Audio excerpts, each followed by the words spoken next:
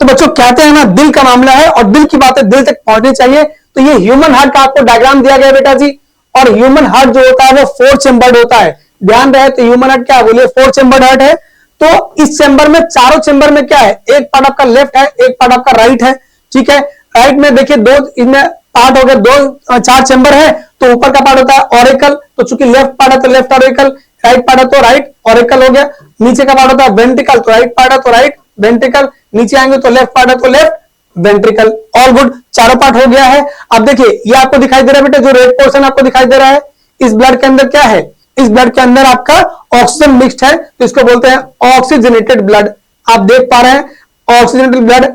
इस oxygen blood को आप पहचानिए, ये किस चेंबर के अंदर है, लेफ्ट पार्ट में। तो जब लेफ्ट पार्ट के अंदर ऑक्सीजनेटेड ब्लड है, मतलब O2 प्लस में ब्लड है, तो इसको अपन बोलते हैं ऑक्सीजनेटेड ब्लड। तो ये लेफ्ट पार्ट इलेक्ट्रिक है, लो टू, मतलब लेफ्ट पार्ट में ऑक्सीजनेटेड ब्लड ही होता है। अगर आप आते हैं राइट पार्ट की तरफ, तो राइट पार्ट में होता है CO2 रिच ब्लड, मतलब इसको हम याद करते हैं रोग 2 से।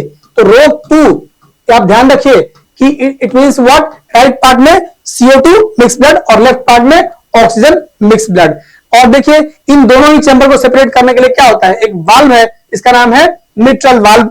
अगर आप आते हैं राइट पार्ट में, तो राइट ऑट्रियम और राइट वेंट्रिकल, इनको सेपरेट करने के लिए कौन सा है, ट्राइकस्पिड वाल्व।